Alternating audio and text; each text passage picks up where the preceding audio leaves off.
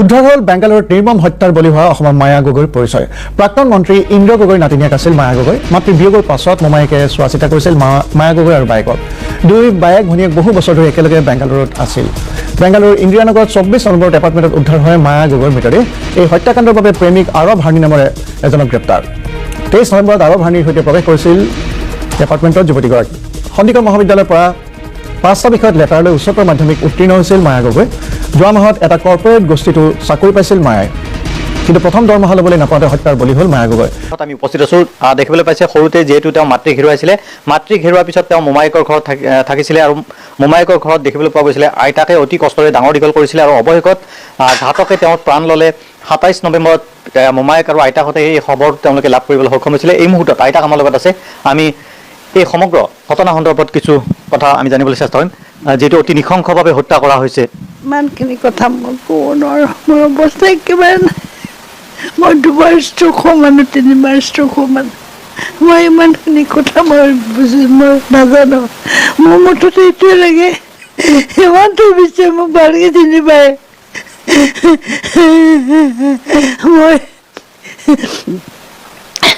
মোক ভালকৈ চিনি পায় হিমন্ত বিশ্বে, মোক ভালকৈ চিনি পায় হিমন্ত বিশ্ব। এইটো আপুনি ডাঙৰ দীঘল কৰিছিলে সৰুৰে? মই ডাঙৰ দীঘল কৰিছিলোঁ। দুজনী বাইক বেংগলৰ থাকে, দুটা বাই ভনী চাকৰি কৰিছিলে, পঢ়ি আছিলে, ভাল চাকৰি কৰে। সৰুজনী এমাহ হৈছে চাকৰি, তাই দৰমহাই নাপালে।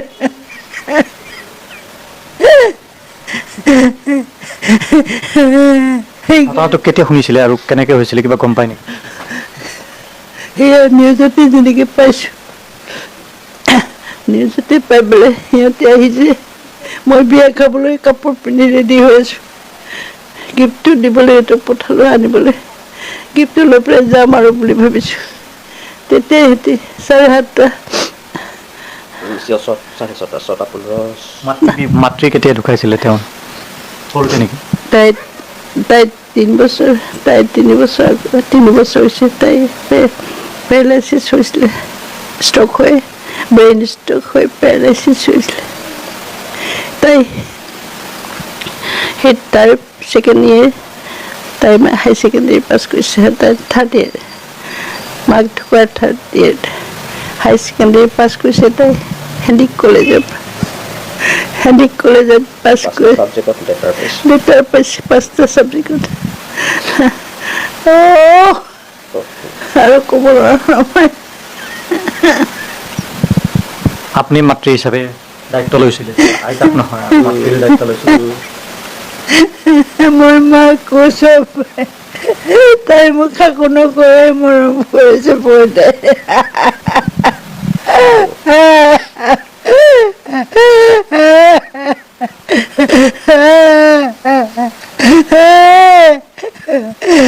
তাক ফাঁচি দিব লাগিব, হিমন্ত তাক ফাঁচি দিয়া। কিমান বছৰ ইয়াত আছিলে?